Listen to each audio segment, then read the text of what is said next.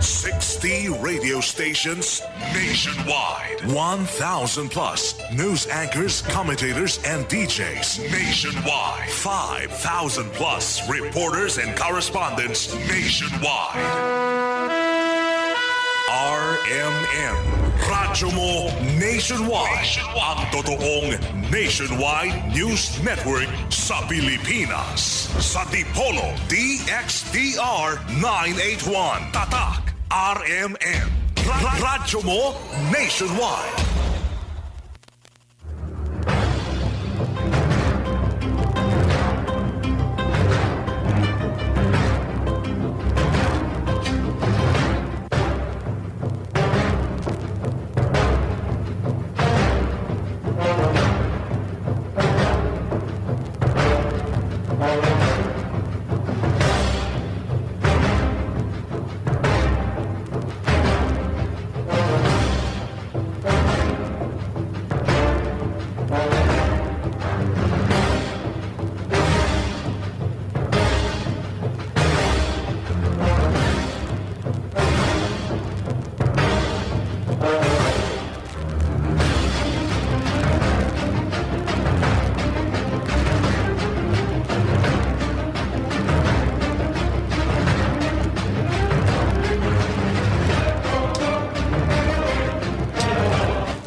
Okay, magandang tanghali po sa mga lahat ng mga nakikinig sa palatuntunang ito. Ito po ay second time na maggawa tayo ng programa na Tagalog version. Sa sinabi ko na last Sunday na ginagawa natin ito kahit na mahihirapan tayo sa pagtagalog dahil marami ang gustong makinig sa ating palatuntunan na mga kaibigan at kapatid nating mga taga-Maynila o mga Tagalog.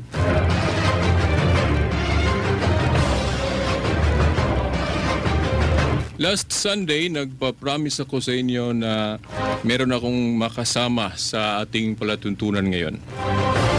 Dahil very mahalaga o importante ang paksang gusto nating maitalakay hanggang Mayo pa. Dahil gusto nating i-focus ang controversial issue may labot na sa RH bill na gustong ipasa sa ilang mga kapatid nating nasa Kongreso. Gusto nilang ibida ang RH bill na hindi pakinggan ang paniniwala nating mga Katoliko. Mga kapatid, mga kaibigan, personally, ako ay nalulungkot dahil sa voting dyan sa Facebook, parang mas marami ang nagsuporta sa RH Bill. Yan ay nangangahulugan na maraming mga Katoliko ang hindi favor sa itinuro ng simbahan.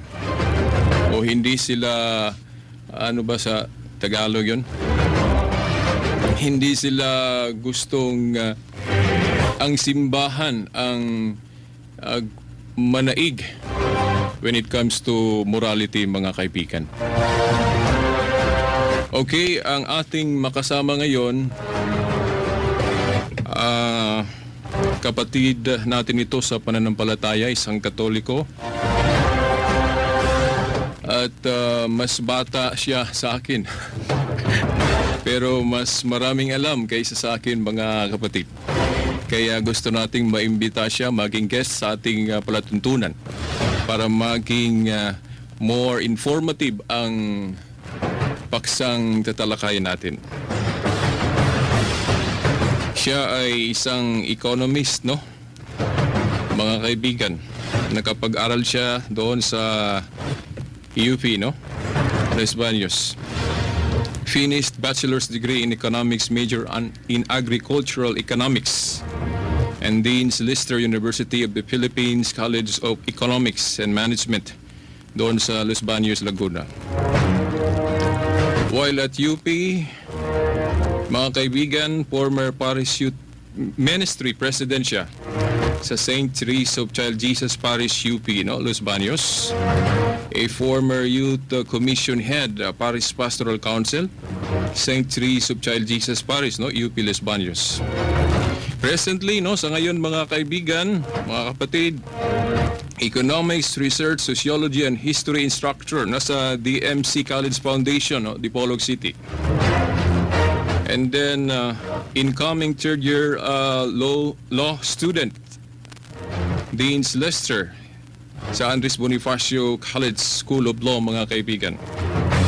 So, nag-aaral siya ng law sa ating Andres Bonifacio College ngayon. Magti-third year na. O membro po siya, no? Kapatid natin sa Catholic Faith Apologetics, no? A Catholic Faith Defender. Yun lang ang ating nalaman na background sa kanya mga kapatid. Okay, at ating pasalitain ang ating kasama ngayon, ating kaibigan. Magandang tanghali kapatid na Shelbert. Pax Domini sit semper vobiscum. The peace of the Lord be with you always, sa inyo pong lahat. At sa mga nakikinig, lalo na sa iyo mga suki kapatid na Shelbert. Magandang tanghali po. Okay, maraming salamat kapatid na John na pumayag ka na making guest sa palatuntunang ito. My pleasure kapatid na Shelbert. Okay, sana patnubayan tayo ng itaas para makapag-share o makatulong tayo sa gustong mangyari sa ating pananampalatayang simbahang Katoliko. For sure po yon kapatid na Shelbert, sapagkat ipinangako po yon ng Panginoon na sino mang sumasa Kanya ay Kanya pong gagabayan. Okay, kapatid. Okay, huwag nating sayangin ang oras, no, mga kapatid, mga kaibigan. Ating simulan na. Okay, alang-alang sa mga kapatid nating hindi pa nakaalam, kapatid na John, kung ano itong RH Bill, dahil yung iba na nalaman natin na nagsusuporta sila sa pro or sa anti, pero hindi nila alam kung ano itong RH Bill. Gaya-gaya lang. Meron akong comment doon sa sinabi mo ko doon kanina kapatid na Shelbert. Sa tingin ko, ay ito pong mga kapatid nating mga Katoliko na sumusuporta dito sa RH Bill ay hindi naman po talaga sila talagang the fact na ayaw nilang sumunod sa simbahan. Para po sa akin ay sila lang po ay misinformed. Kumbaga kulang ang kanilang kaalaman. Kaya nagpapasalamat ako sa iyo sa mga katulad nito mga programa na tumatalakay kung ano nga ba itong mga RH Bill at sa pamamagitan nito tayo po ay makakapag-timbang kung aling argumento ang mas mabigat, kung alin ang tama at kung alin ang mali. Ibig sabihin kapatid na dyan na ang mga kapatid natin mga Katoliko na sumuporta, no, sa RH Bill, sumuporta lang sila pero hindi nila alam kung ano talaga ito. Karamihan po doon. No? No. Hindi naman po natin sinasabi na lahat ay hindi talaga nakabasa ng RH Bill, kundi karamihan po noon na hindi po sila informed ano nga ba yung stand ng simbahan. So dapat makaalam sila. Dapat makaalam. So sana, no, ang ating magawa dito ngayon, kapatid na John, maka-help o makatulong. Yung mga ganito po kasi mga programa ay parang information dissemination, no? So, pagbibigay sa kanila ng impormasyon para makapagbigay sila ng mga kuro-kuro na base sa turo ng ating inang simbahan. Okay, salamat kapatid na John. Okay, kapatid na John, alang-alang sa mga kapatid natin na hindi pa nila nalalaman, kahit na maliit lang informasyon na ibigay natin sa kanila, maaari bang mabigyan mo sila ng maliit na background lang kung ano itong RH Bill? Itong RH Bill, dati po ito ay House Bill 5043. At ngayon po ay ang version na po niyan sa bago pong Kongreso ay yun pong House Bill number 96. At ito po ay sponsored by Congressman Ed Selagman na naglalayon po ito na bigyan ng libreng yung mga contraceptives. Kumbaga, magbigay ng wide range of contraceptives available po sa atin pong mga kababayan. At dito po, sa pagbili po ng mga contraceptives na ito, ay ang gagamitin pong pera ay pera po ng gobyerno, pera po ng bayan. Kasi hindi naman po yung atin pong mga condoms, available po yan ngayon sa ating mga drugstores. Okay, aside from Congressman Lagman kasamang Marami pa po dyan. Marami pa po mga sino-sino, congressman na mga... meron bang mga bill. nalaman mo ba yung sino-sino sa kanila yung ang gustong maisabatas sa Congress? No, natataan mo ba? Marami doon eh. Ayun pong mga congress, more dun sa mga party list, dun sa mga Bakit? Gabriela. Okay, bakit ba ano ang common denominator ba sa tawag nito? Ano ba ang mga dahilan bakit gusto nilang ipasa itong RH bill, kapatid na dyan? Isa doon sa kanila po mga sinasabing dahilan ko ay dahil dumami ang ating populasyon at kailangan na ito ay mapigilan. Okay? Tapos isa pa, yung reproductive health ng ating mga kababaihan. Pangatlo ay yung reproductive rights ng ating mga kababaihan. Yes. At dito po meron po tayong sagot dito sa mga sinasabi nilang mga argumento supporting the RH bill, sapagkat naniniwala po tayo base sa mga pag-aaral ng mga ekonomista at ng mga Nobel Prize winners ay hindi po problema ang populasyon. Hindi po problema So, kapatid na dyan, isa sa mga dahilan na gusto nilang ipasa itong bill na ito dahil sa rason na Paglobo overpopulation. ng populasyon. At ito'y ang resulta nito yung poverty. Poverty Overpopulation. daw. Okay. At saka yung natandaan ko doon sa debate sa Facebook, isa pa sa reason na ginawa nila o gusto nilang ibigay sa atin na dapat talaga yung RH bill dahil sa mga reasons na pinipresent nila sa atin. Yung isa rin yung sa health, yung AIDS. Reproductive health. Kasi yung ganon. contraception daw, kung gagamit daw tayo ng contraception, hindi daw tayo magka-AIDS. And aside from that argument, kapatid na Shelbert, ay para daw bigyan ng mga gamot yung mga nagbubuntis, no? Okay, Na pagpapigil sa pagbubuntis para maalagaan yung health ng ating mga kababaihan.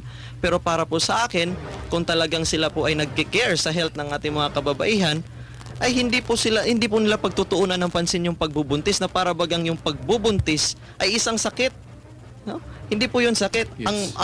Ang laganap na sakit ngayon ng mga kababaihan ay cervical cancer, mga breast cancer. Tanong ko lang, kapatid na Shelbert, meron ba tayong batas ngayon or sinususugan na mga batas na nagbibigay ng budget para dun sa may mga cervical cancer, para dun sa mga may breast cancer at kung ano-ano pang mga cancer na meron ating mga kababaihan? Bakit wala? At ang kanilang budget ay ipupunta nila dun sa pagbubuntis, na para bagang sinasabi ko kanina, na para bagang ang pagbubuntis ay isang karamdaman, isang sakit. Yes, parang abnormal. Parang abnormal. Okay, ngayon sa hindi pa natin tatalakayin ng mataas o long discussion about that point, ay kasamang John. Unahin muna natin yung sinabi nila na dapat ang RH bill ay maipasa dahil ang problema sa poverty, Populasyon. ang reason is population. Totoo ba yan, kapatid? Hindi.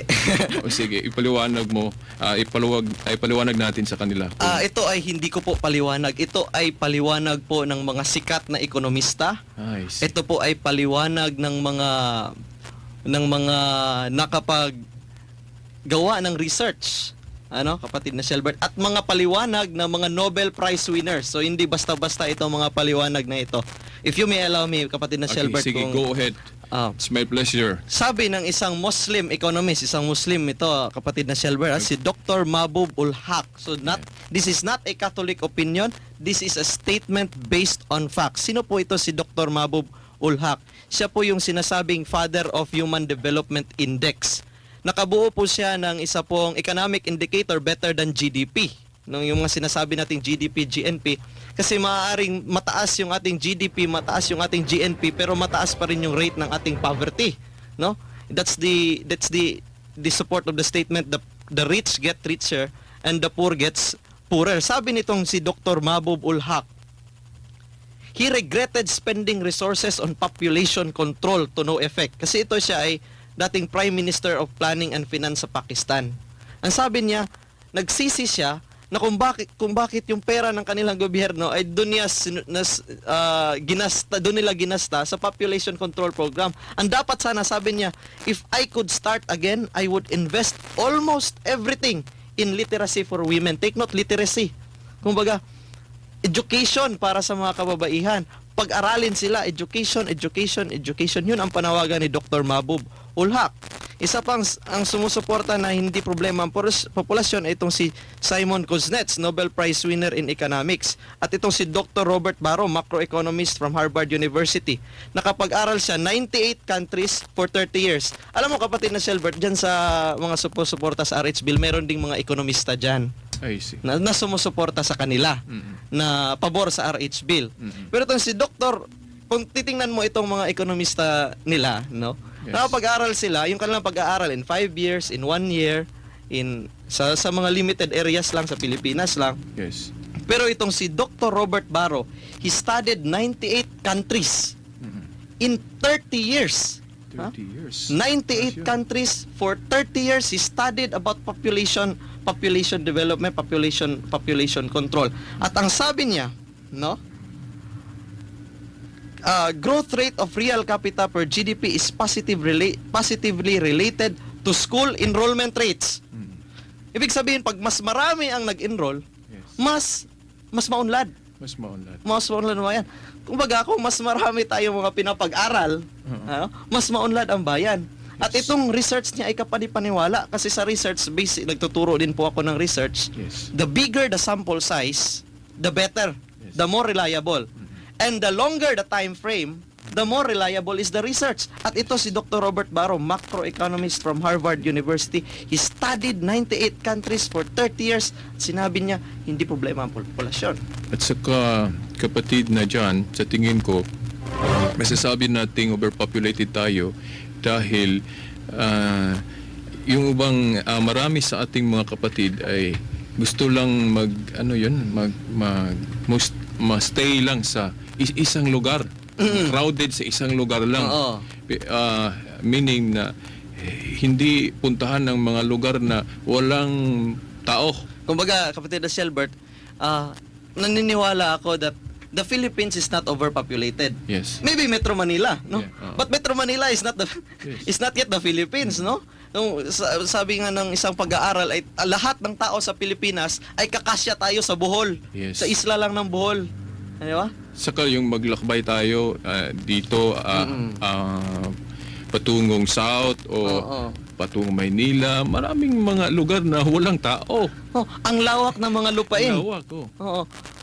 Sabi mo, walang matirhan ang mga Pilipino. Ang lawak-lawak. Yes. Pero ang problema lang, kapatid na Shelbert, sino ba ang nagmamay-ari ng mga lupang ito? Yes. O baga? Ano ba?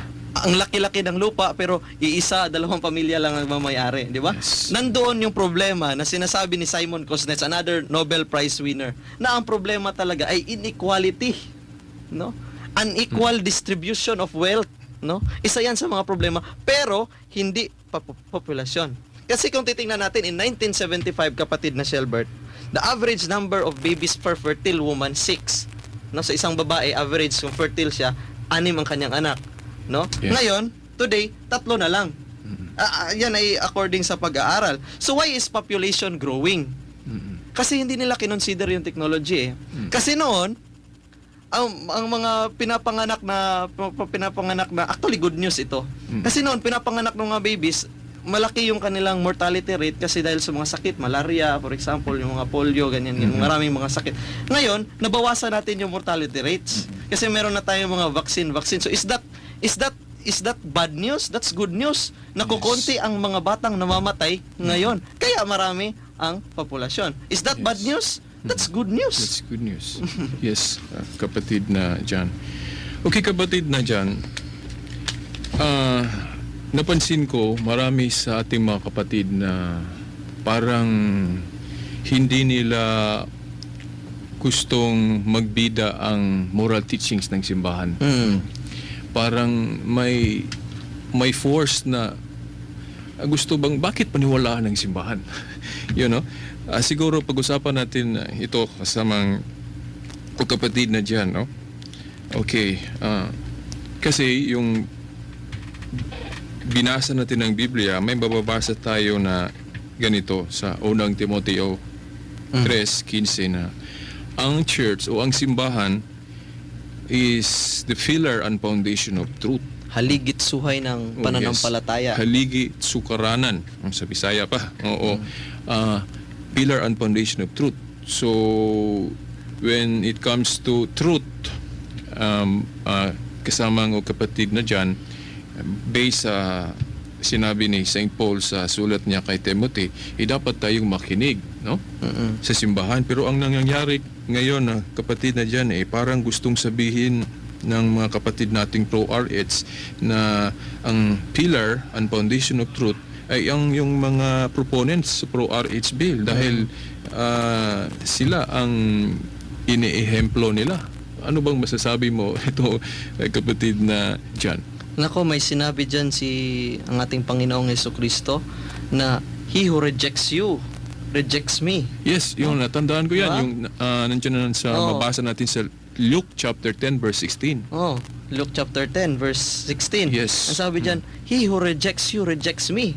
Yes. So kung ni-reject natin yung ating mga obispo at kaparian na nagtuturo ng katotohanan, ay para na rin nating ni-reject ang ating Panginoong Jesucristo. At sabi pa doon ng ating Panginoon na kung sino man na nagre-reject sa akin, Yes. ay nire-reject din niya ang Ama. Yes. No?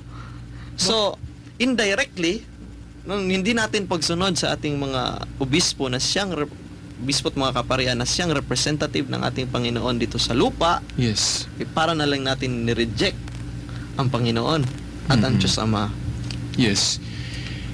Kapatid na dyan, meron akong argumento na pinost sa FB o sa Facebook, na Facebook. sa debate dyan, informal debate dyan sa Facebook. Sinabi ko na RH Bill promotes disobedience to the Catholic and Muslim moral principles. Kasi yung mga kapatid nating Muslim, tutol din sila sa RH Bill, no?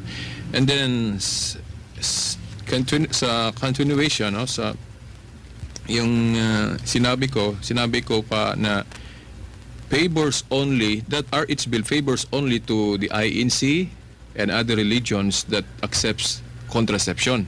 Then I conclude na RH Bill is unfair to religions, to the country, dahil pabor lang yan sa mga relihiyon kagaya ng Iglesia ni Cristo or INC at ibang mga protestanting religion na nag-a-accept ng contraception. Pero tayong mga Katoliko, hindi favor natin dahil sa moral teaching natin, labag yan. Labag yan sa ating batas kasi meron tayong freedom of religion. Yes. Ang sabi doon sa isang provision ng RH Bill na kung ikaw ay magpapakita ng pagtutol dito, halimbawa hindi mo ito sinunod kasi labag yon sa iyong pananampalatayang Katoliko, abay pwede kang makulong. Yes. Pwede kang hulihin ng gobyerno sa pamamagitan ng batas na ito. At ako'y nagtataka bakit yung ibang mga relihiyon ay na nagsasabi na sila ay mga Kristiyano, no?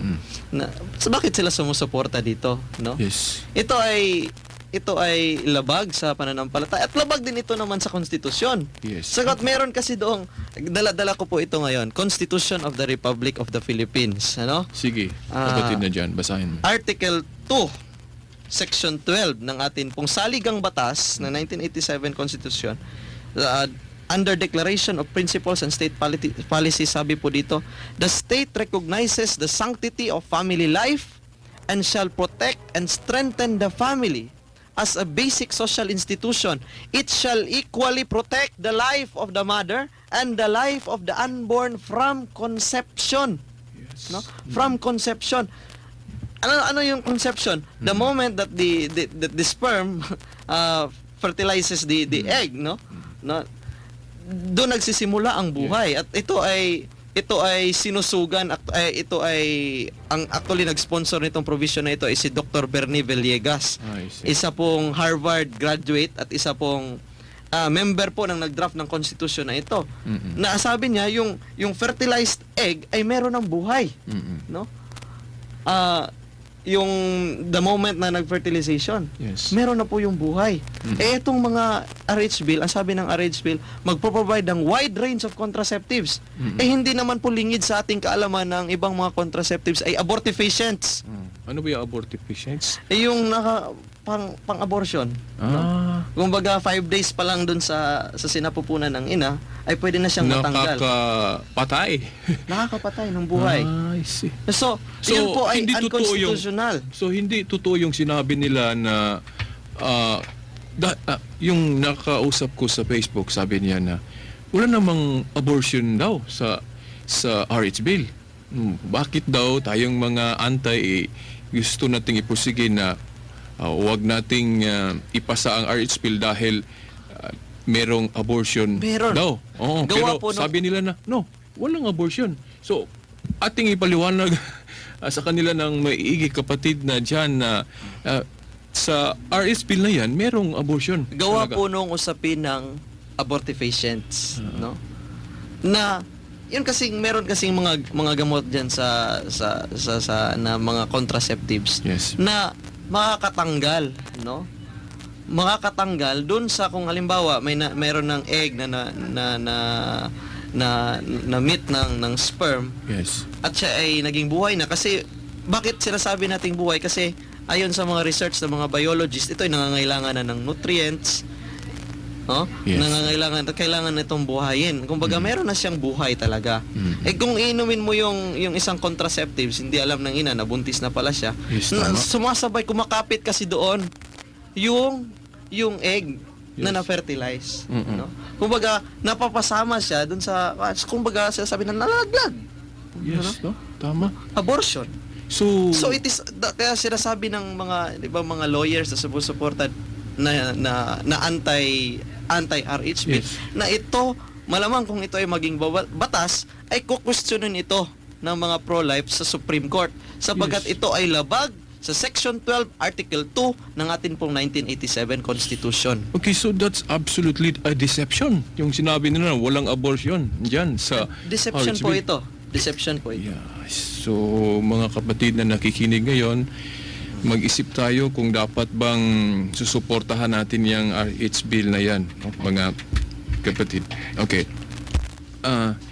Siguro, unahin natin itong biblical evidences against contraception, kapatid na dyan, no? Dahil may napakinggan akong radio program ng ating mga kapatid na hindi Katoliko, or exact ay INSI or Iglesia ni Cristo, na hindi daw biblical ang ating pagtutol sa RH bill, no? Wala daw mababasa sa Biblia na against ang RH bill sa mga nakasulat sa Biblia. Totoo ba ito? Kung doon natin kung mag-focus tayo doon sa usapin ng abortive patients, kapatid na Selbert, Yes. ay talagang palpak yung argumentong 'yon, no? Bakit? No? Doon nga po sa nabanggit ko na kanina, na ito ay nagtatanggal sa isang buhay. Gawa po Yes. ng abortive patients, no? Yes. Hindi man po yung buong bata na 7 months old ang nalaglag, pero 7 months, 1 month, 5 days, buhay pa rin 'yon. Yes. Buhay pa rin 'yon. So, ang Biblia, ang alam ko sa Biblia, ito ay sumusuporta sa buhay. Kung talagang basihan nila ay Biblia, dapat sila ay pabor sa buhay. Yes, tama ka, kapatid na John. Actually, sumulat nga yung kanilang ilang pinakamataas na Pinakamataas. minister nila. Executive Minister? Executive minister ay sumulat ata doon sa Kongreso na sinasabi nila na sumusuporta nga po sila dito sa sinasabi nating RH bill. Ako'y nagtataka. Kasi sabi ng mga ekonomista, sabi ng mga nakapag-aral ay hindi problema ang populasyon. Sabi ng mga nasa medical field, ito ay mayroong mga abortive patients. Bakit pa sila sumusuporta? Yes, ang sa aking side, kapatid na John, no? Very strict, no?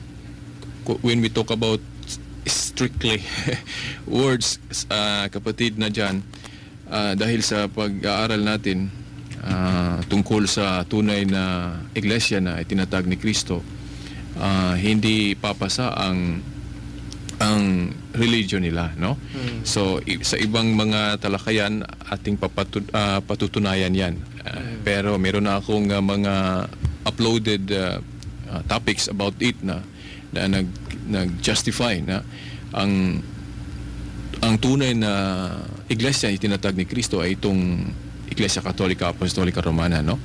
So hindi tayo makapagtaka na yung ibang mga religion na itinatag lang ng tao na hindi si Kristo ang nagtatag, mabablind, ma-deceive talaga. Totoo po yan. Yeah, So, hindi tayo makapagtaka yun na ang ibang religion na hindi si Kristo ang nagtatag, talagang sasalungat sila sa tunay na iglesia na itinatag ni Kristo. So, huwag tayong magtaka mga kapatid na ang ibang religion ay nagsusuporta. Pero, ang sa akin lang na gusto kong ihayag kasamang kapatid na dyan, yung fairness.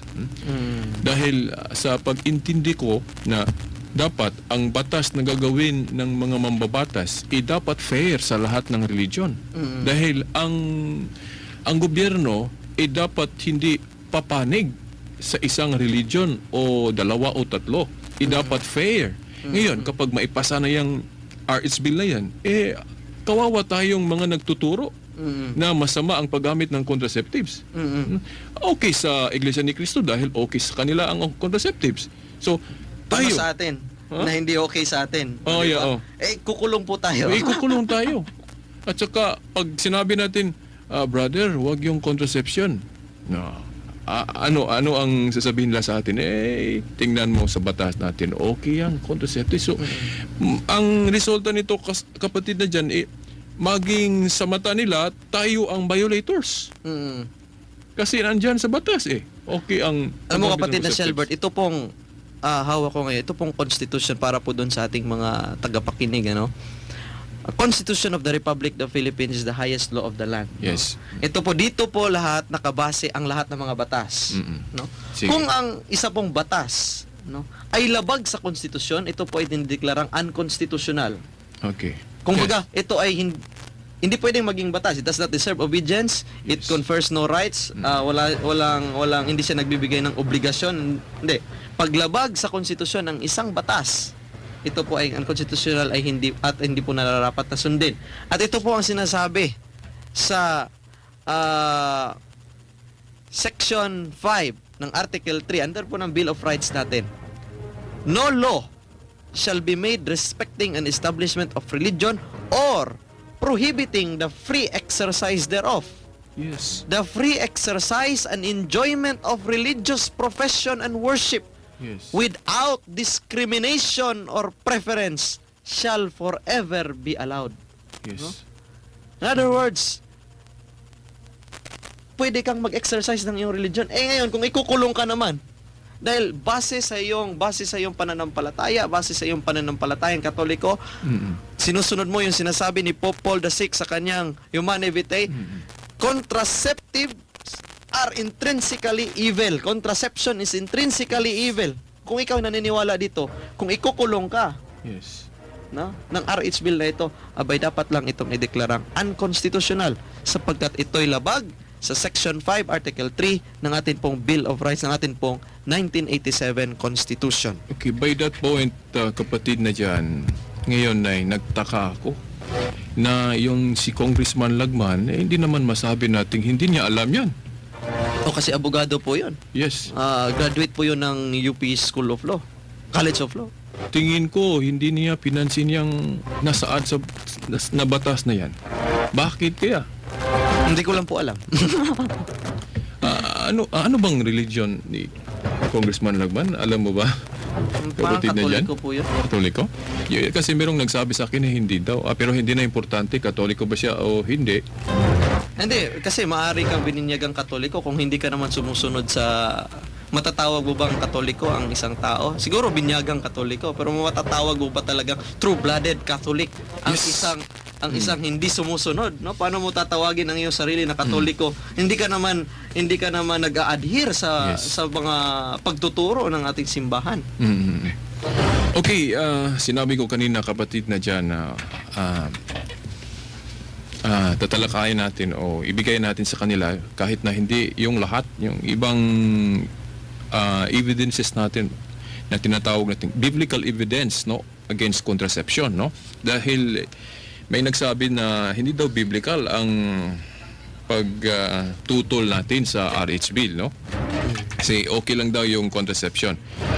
Okay, sa Biblia, no, mga kapatid, kung babasahin natin yung aklat ng Deuteronomio, Kapitulo 25, tudling o versikulo 7 hanggang 10, the penalty for refusing to keep up a family lineage is not death, like Onan received. Onan was killed for wasting seed. Mababasa natin yan sa Genesis o aklat ng Genesis Kapitulo 38, versikulo 11 hanggang 26 na Judah, like Onan, also rejected God's command to keep up the family lineage, but he was not killed. Pero si Onan, kapatid na dyan, no? Pinatay dahil pinapractice niya yung contraception. In his case, kapatid na dyan, withdrawal ang tawag natin doon.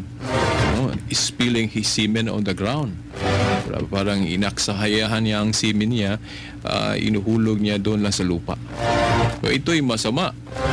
At saka kung babasahin natin ang Exodo Kapitulo 23, versikulo 25 hangtod 26, Deuteronomio Kapitulo 7, tutling o versikulo 13 hanggang 14, sa Ingles, God promises blessings which include no miscarriages and barrenness. Children are blessings from God, and married couples must always be open to God's plan for new life with every act of marital intimacy. Ang life, very important. Kaya ang ating simbahan, kapatid, na dyan, pro-life. Dahil hindi gusto ng simbahan na ibaliwala lang natin ang life na gift, no, galing sa itaas, no, kapatid na dyan. At saka, kung babasahin natin ang Deuteronomio Kapitulo 23, versikulo 1, whoever has crushed testicles or is castrated cannot enter the assembly. O na bang biakin yung itlog? Wala ka itong gikapon, Brad, no? Gikapon o castrated. Yes, so dili ko hindi papapasukin sa mga asembleya.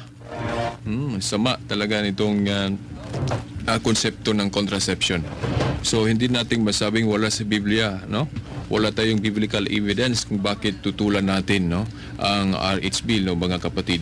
Puntahan natin, marami pa sa Old Testament, pero gusto kong makapag-save ng time, so hindi ko sasabihin lahat ang mga bersikulo. Mamimili lang tayo.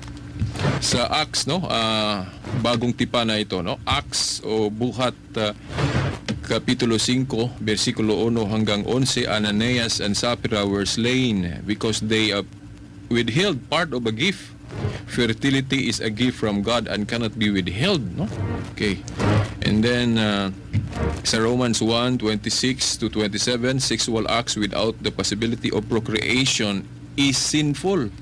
Self-giving love is life-giving love, or the love is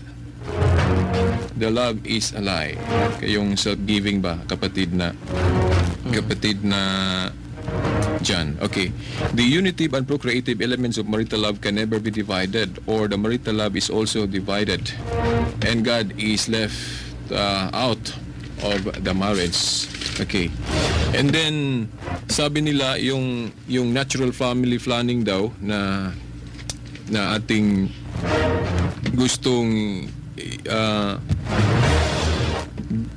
gagawin ng mga tao, no? Kasi yung pagpaplano ng pamilya, actually, kapatid na dyan, ating ipaalam kung hindi nakaalam yung iba sa ating mga nakikinig, dahil na-misinterpret nila ang simbahan sa pagtutol ng RH Bill. Dahil wala daw itinuro ang simbahan kung paano natin i-regulate ang pamilya. Mali yun, kapatid na dyan, dahil ang simbahan nagtuturo sa atin na merong method na itinuro ng simbahan na hindi lalabag sa moral teachings. Iyon ay yung natural family planning. Family planning. Na yun po ay binibigay po sa mga Africanas seminar po natin. Yes. Meron po tayo mga pro-life advocates sa bawat parokya na siya pong nagbibigay ng impormasyon doon po sa ating mga kababayan at sa mga mananampalatayang Katoliko. Yun ay nangangahulugan na yung mga Katoliko na nagpakasal sa simbahan hindi nakinig kung ano yung itunuro doon sa before pa sila nagpakasal. Kaya ang suggestion ko po mga kapatid na Shelbert ay dapat pag-igtingin po ng simbahan itong yung mga mag-organize po ng mga seminars na ganito para po mas marami pa pong mga Katoliko ang makaalam sa mga bagay na ito na tinuturo po ng ating simbahan. Yes, oh. Yung kaibigan ko, sabi siya sa akin na nakinig daw siya ng programa ng Iglesia ni Cristo. Gusto daw niyang sasagutin natin itong punto na yung NFP daw or Natural Family Planning unbiblical daw yan, no? Wala daw sa Biblia yung Natural Family Planning, no? Yun ay mali, kapatid, na dyan, dahil kung babasahin natin ang 1 Corinthians chapter 7 verse 5, this verse supports the practice of natural family planning. Why? Married couples should not refuse each other except perhaps by agreement for a season, naturally, na magsabot pa. At saka ang Biblia, kapatid, na dyan nagtuturo sa atin ng abstinence or fasting. Yun ang Yung essence ng natural family planning, Yes. kapatid na Shelbert. Yung essence po na yon, ayun po ang sinasabi dun sa binasang talata ng atin pong kapatid na Shelbert. Yes, oh. Now, biblical talaga yung NFE. At saka mapupromote yung tinatawag nating chastity, no? Sexual abstinence. Kasi yung mga pabor sa pro-RH, gusto lang nila sex without abstinence. Without abstinence. Magsasawa ka noon, no? Yes.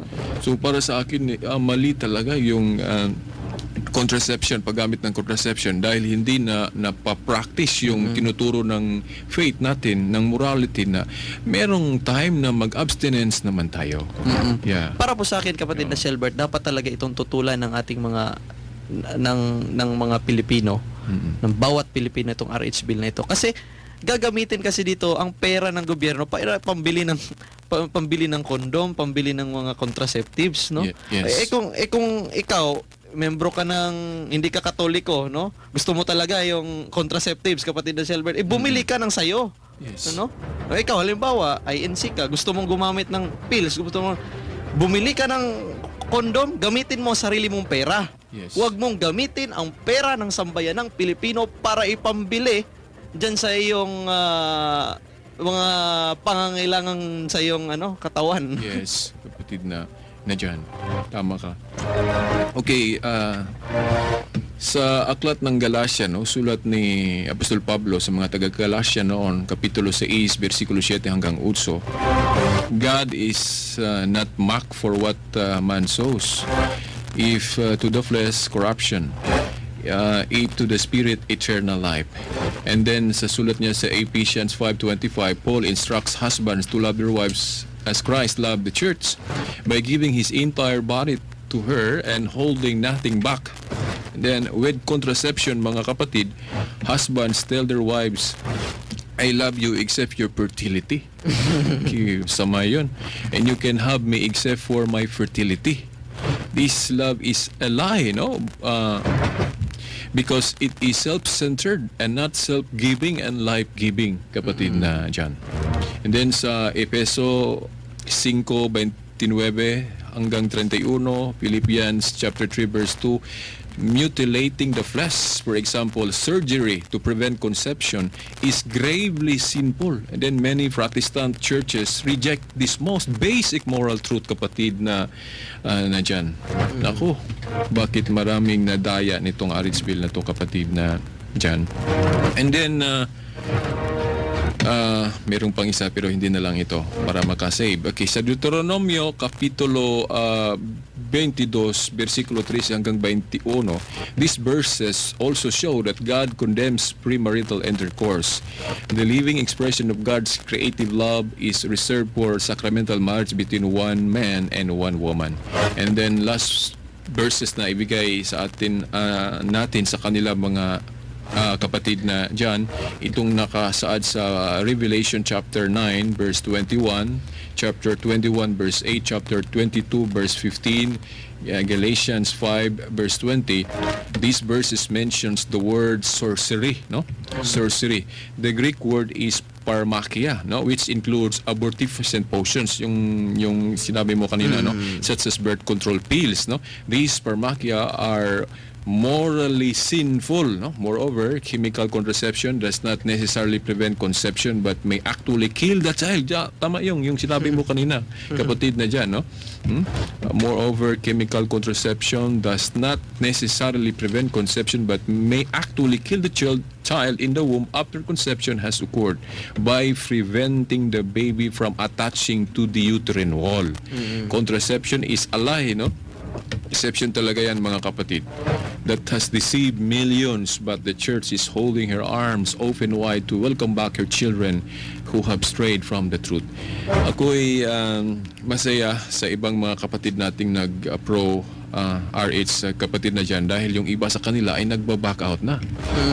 Okay. Siguro na-enlighten sila sa mga argumento natin sa simbahan. Tsaka isa pang magandang balita, kapatid na Shelbert. Dati nag-post ako sa Facebook nung tungkol po doon sa Rosary Crusade, Yes. para hindi po magtagumpay itong RH bill na ito na nasa Yes. Kongreso. At ano po ang naging bunga noon? Hindi na po siya naging priority bill ng atin pong Pangulong Noynoy Aquino. Yes. Ano? So doon po sa na-enumerate na mga batas na ipa-priority, kasi ang pangulo po, kasi pangulo ng Pilipinas, kapatid na Shelbert, ay pwede siyang magsabi doon sa Kongreso na i-prioritize na itong bill na ito.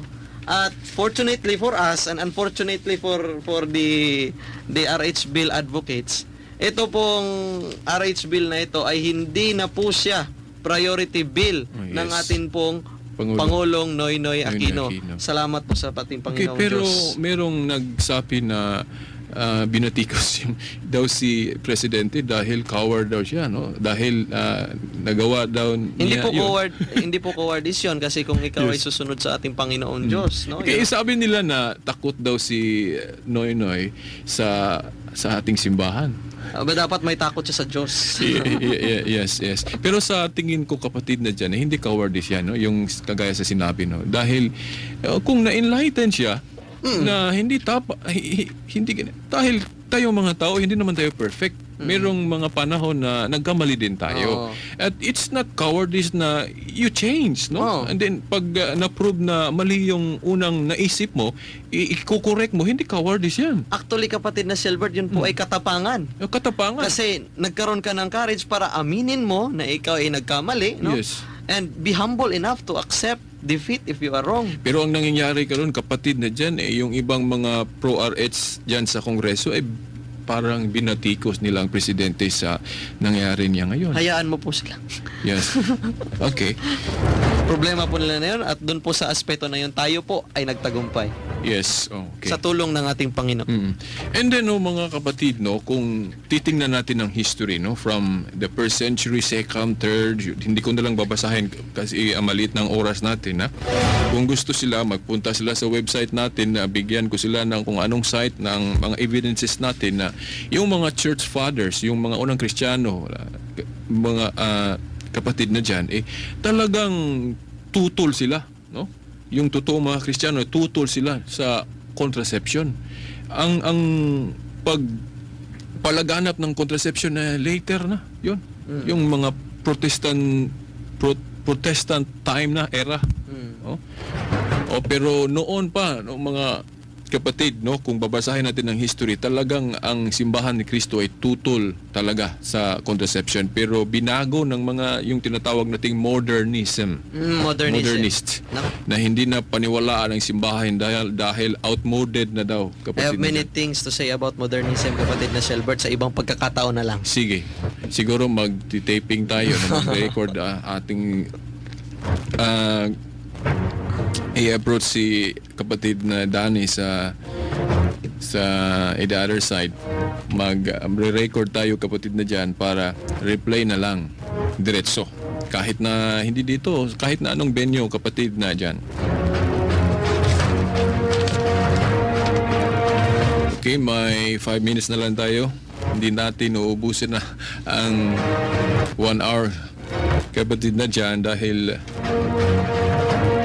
may gusto akong sundin na proseso sa programa. Gusto kong gayahin yung mga programa sa Catholic Answers na yung 1 hour hindi uubusin. May 5 minutes na matira para ang station natin makapag-plug in ng kung ano ang i-plug in nila before next program. Okay. Okay, kapatid na dyan, piliin ko na lang yung mga hindi pa natin nasabi dito. Okay. Ang kapatid na dyan, mayroong argumento na binigay si ating bayani sa laro, yung si Manny Pacquiao. Sabi niya, if my dad used a condom, I wouldn't be here now. Talaga naman, kung nag-condom pa ang ama niya, walang Manny Pacquiao. Oo nga. Wala tayong bayani sa boxing. Okay, point lang na argument from Manny Pacquiao. Okay, mabuti pa si Manny Pacquiao kaysa ibang mga kongresista dyan. Ako'y nalulungkot kapatid na dyan dahil yung iba mga babae pa naman. Oo nga. Tsaka mga Catholic. Okay. Nominal Catholic. Yes, And then, kapatid na dyan, okay. Gusto nating ipi-play, kapatid na dyan, yung sinabi ni Mother Teresa, no? How important to listen ba, to obey the church. Kasi yung iba, kapag makarinig sa mga reminders galing kay Mother Teresa, gusto silang susunod. So tayo siguro kasamang dyan, hindi sila makinig dahil hindi sure ang ating pagka-holy. So gusto nating i-replay ang sinabi ni Mother Teresa na how important to listen, to obey the church. Okay. Pakinggan niyo mga kapatid na nakikinig ngayon, how important to listen the church when it comes to teaching.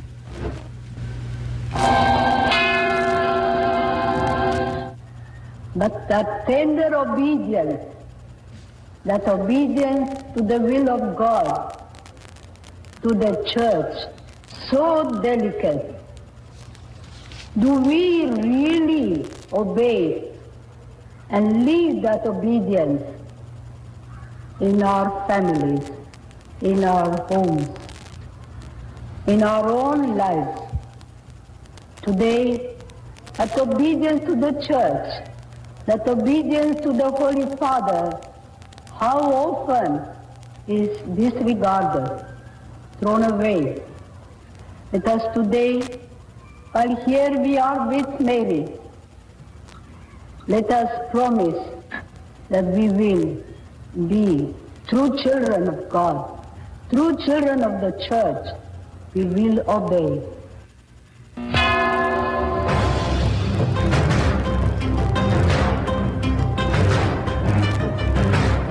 Okay, yun na mga kapatid na nakikinig ngayon. Okay, kapatid na dyan, dahil wala na tayong oras, pero ipapromise natin sa kanila na gagawa pa rin tayo ng part 2 sa palatuntunan ito. About RH Bill, always, until May. Dahil sa May na mag-resume yung talakayan sa Congress, kapatid na dyan. Yung parting words mo ngayon sa ating programa. Meron po akong good news sa atin pong mga kababayan. Dati po ang budget po para sa condom ng Department of Health, imagine kapatid na Shelbert, 880 million pesos. No? 880 million pesos budget ng gobyerno para sa condom. Ngayon po ay zero na po siya. Zero na po. Yun po ang ibinalita po na sa Manila Bulletin po yan, dated December 20, 2010, sapagkat hinarang po ng ating mga senador, magigiting ng mga senador, Senator Vicente Soto at Senate President Juan Ponce Enrile, na isa pong pro-life. No? Yes. So, good news talaga yan, kapatid na dyan, dahil hindi na talaga priority yung RH Bill sa ganiyang balita. So, as parting words, kapatid na Shelbert, sabi maraming Pilipino ang nagugutom. Yes. Totoo po yun. No, nasa mga survey, marami daw Pilipino ang nagugutom. Totoo pong mayroong survey na ganun. Kung ang mga Pilipino nga ay nagugutom, anong ibibigay mo? Ang ibigay mo dapat ay pagkain. Yes. Pagkain, trabaho. No? Kung hindi mo bibigyan sila ng kondom, no? Yes. Kasi hindi naman nakakain 'yon. Yes. Hindi mo sila bibigyan ng contraceptives, hindi mo sila bibigyan ng pills. hindi yun nakakaano ng gutom. Yes. Kung nagugutom ang mga Pilipino, pues, gobyerno, bigyan nyo sila ng pagkain, bigyan nyo sila ng trabaho. Instead na 880 million, ilaan mo yon sa kondom, gumawa ka ng trabaho para sa ating sambayan ng Pilipino. Okay, salamat kapatid na dyan. Okay no mga tagapakinig, salamat sa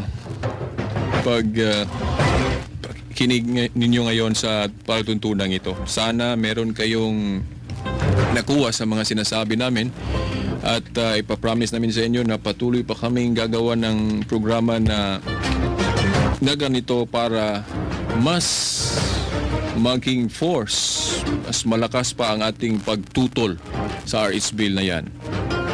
Okay, kapatid na dyan, gusto nating ipaalam sa mga listeners natin ang ating website, ang veritas899.weebly.com. And then kung meron silang mga tanong, post lang nila sa blog ko. More information makita nila doon sa website natin.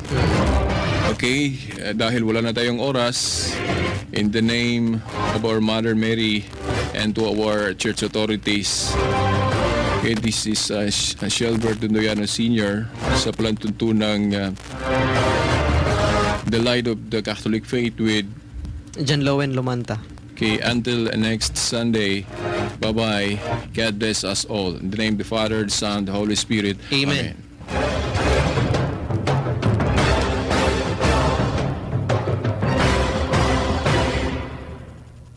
Radyo mo nationwide.